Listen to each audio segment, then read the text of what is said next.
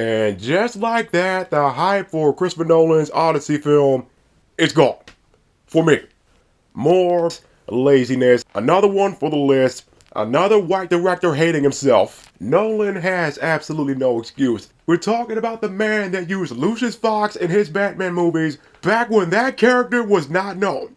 He certainly wasn't in the Batman animated series. And Nolan set a casting bar with Morgan Freeman. That is a bar most would not be able to meet. Except Giancarlo. Nolan went from that to Tenet. That was a big hit. That was original. And that made money during the height of the Rona. Went from that to this lazy shit. Now, first off, ever since Dragonheart, any film with an ancient time period, fantasy or not, I'm fascinated. Every time. Except slavery movies and civil rights movement movies. I mean, granted, back in the day, they weren't overboard yet. There weren't too freaking many of them. But still, I didn't like that.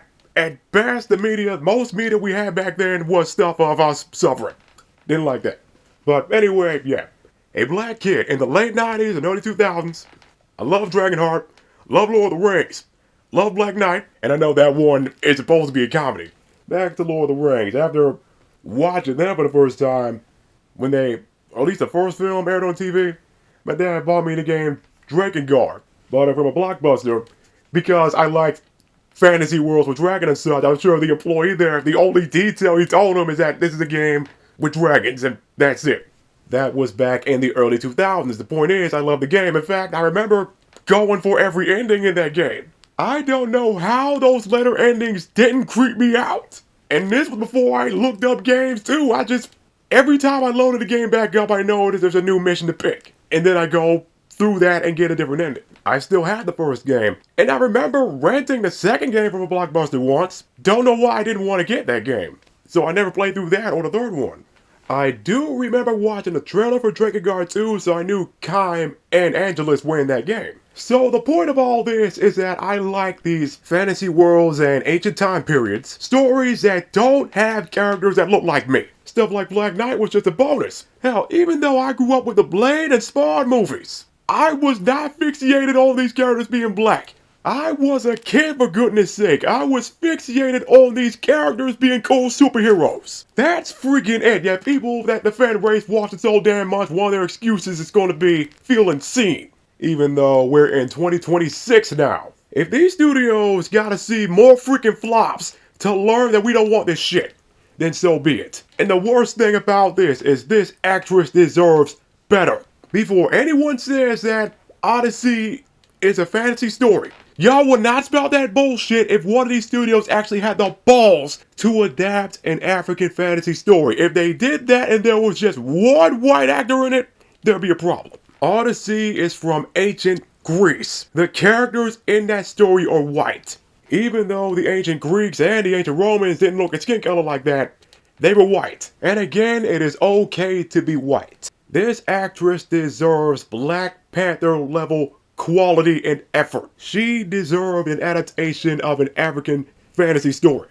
Or not just fantasy, a biopic. After this rumor, it's just a rumor for now, so I won't talk about it. I went and looked up if we got any African war queens or stuff like that, and we do! A bunch of them! No freaking excuse to not use them.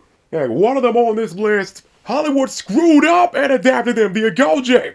In The Woman King, that time they tried to rewrite history on this one group of warrior women that sold their own people into slavery.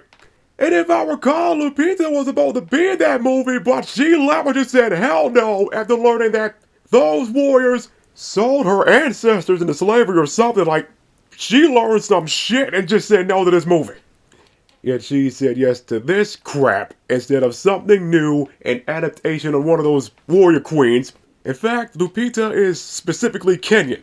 There's one historical person that's not one of those war queens, but was a freedom fighter. No excuse for not making a movie about her. And don't say Hollywood wouldn't have made a movie like that when they made the 2019 Harriet Tubman movie and covered the fact that she was a scout and spy during the Civil War. Something we damn well did not learn back in elementary school. Also, shit, didn't know that Cynthia then. Back to Giancarlo real quick. That damn discussion on Xavier and Magneto, that they should be black, that shit is back up again. They are not black. Xavier is not black. Magneto is not black. Make new shit. Here are the actual inspirations for Xavier and Magneto again. Xavier on the top, Magneto on the bottom. But thanks to this mess, I gotta draw up another original black mutant villain. I don't mind, I'm the only one putting in effort.